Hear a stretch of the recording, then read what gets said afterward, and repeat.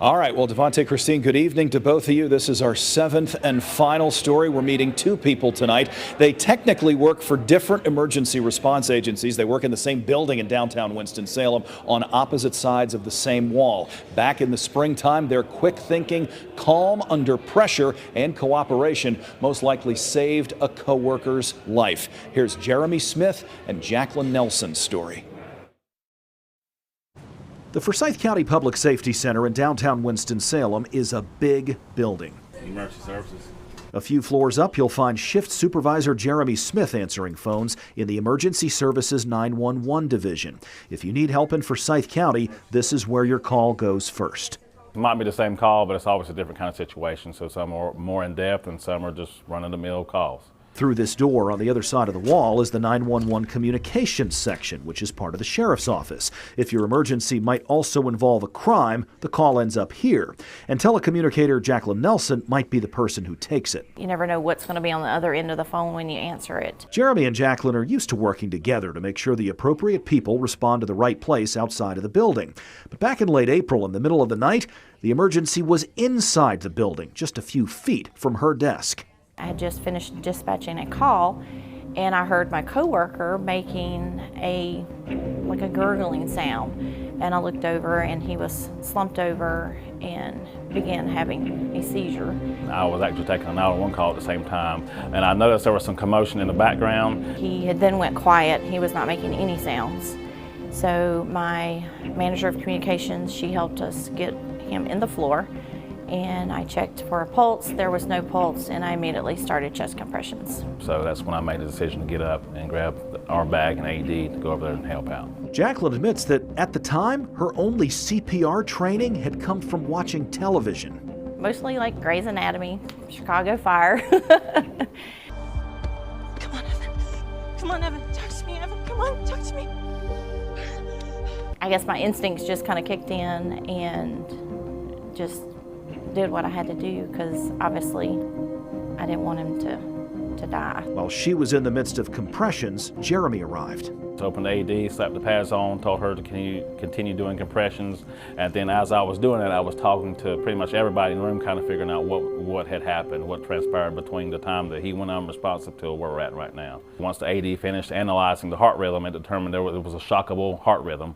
So I pressed the shock button, it charged, and once it indicated a shock, I made sure everybody was clear. We shocked him and went immediately back into compressions. It wasn't immediately he started breathing, but it was shortly after that. What was that like once you started breathing again? It was a relief, because the whole time I was doing chest compressions, I thought, oh my gosh, he's dying, like literally in front of me. The funny part about it is he actually immediately started reaching for his headset. I was like, well, you don't need that. to see the whole system transpire right in front of your eyes, and he wake back up and start talking and was sitting up as he was rolling out of the room to go to the ambulance, that was a pretty awesome feeling. It was pretty neat to be a part of that. Samuel Lee had only been on the job for 2 months when he suffered cardiac arrest from ventricular fibrillation, or VFib, a dangerous form of irregular heartbeat.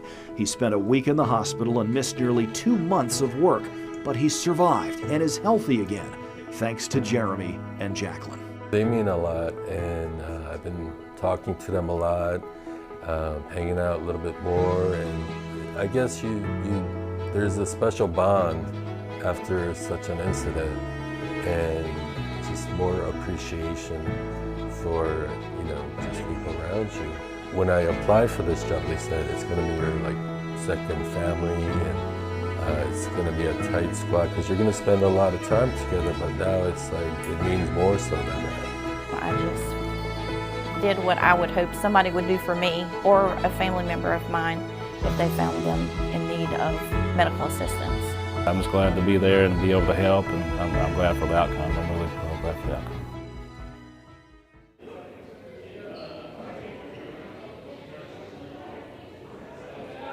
Doesn't that just put a smile on your face? All right, so a couple of things happen as a result of that very close call. The sheriff's office now offers CPR classes for all of its civilian employees like Jacqueline, not just its sworn officers, people who have a gun and a badge. Also, there is now an AED on the sheriff's office side of that wall as well. Kenny, and the event tonight begins in just about half an hour. Do we have any idea if any surprises are planned for tonight, Kenny? Yes, well, I hope. So, funny story about the story that we just aired, and there's a reason that we saved that one until the very end. Initially, Jeremy was the only honoree, and when I called him to set up the story, he said, I'll do an interview with you, but you have to recognize Jacqueline too, because if it wasn't for her, I'm not sure this story would have ended the way that it did. Long story short, we interviewed both of them. I reached out to the Red Cross and said, is there any way that Jacqueline can be a part of this as well, and perhaps also receive an honor? So she will be getting an award tonight in addition to just Jeremy. A lot of people do know about this. There were great efforts made over the last few months to keep this a secret from Jacqueline. We hope that is still the case here tonight. At least she's already on her way and not watching right now, or we just spoiled the secret. Thank you, Well Kenny. deserved regardless, though. Well deserved.